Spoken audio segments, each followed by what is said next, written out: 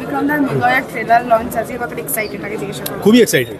আমরা একটু আগেও ডিসকাস করছিলাম যে এরকমভাবে action drama, commercially mounted action drama করার এবং দেখার দুটোরই সুযোগ বাংলা সিনেমার ক্ষেত্রে আমরা কম পাই। সুতরাং ঠিক রাশ রিলিজের পরেই একদম আউট অ্যান্ড আউট একটা অ্যাকশন ড্রামা আসছে, দুটো সম্পূর্ণ ভিন্ন ধারার সিনেমা, কিন্তু দুটোই একটা অনেক বড় বৃহত্তর অডিয়েন্সের জন্য বানানো সিনেমা। সেখান থেকে দেখতে গেলে অভিনেতা হিসেবে আমার জন্য তো খুবই আনন্দের বিষয় ডেফিনেটলি। তোমার চরিত্রটা নিয়ে একটু দর্শকদের বলবে। ওর চরিত্রের নাম অনিমেষ, এসআই অনিমেষ, এবং খুবই ইন্টারেস্টিং একটা চরিত্র যেখানে ওর সবথেকে বড় পাওয়ার হচ্ছে অবজার্ভ করা।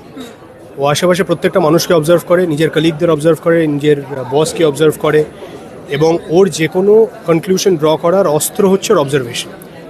অন্য কে কী ইনফরমেশন দিচ্ছে, কে কী বলছে তার উপর বেস না করে ও নিজের অবজারভেশনের উপর ভর করেই যে কোনো কেস সলভ করার চেষ্টা করে। এটা অনিমেষ মুখে কম কথা বলতে ভালোবাসে, হাত বেশি চালাতে ভালোবাসে, এরকম একটা চরিত্র, এবং আমার মনে হয় যে খুবই এক্সাইটিং একটা চরিত্র টু প্লে। বিক্রমদার সাথে কি চরিত্রটার কোনো মিল আছে?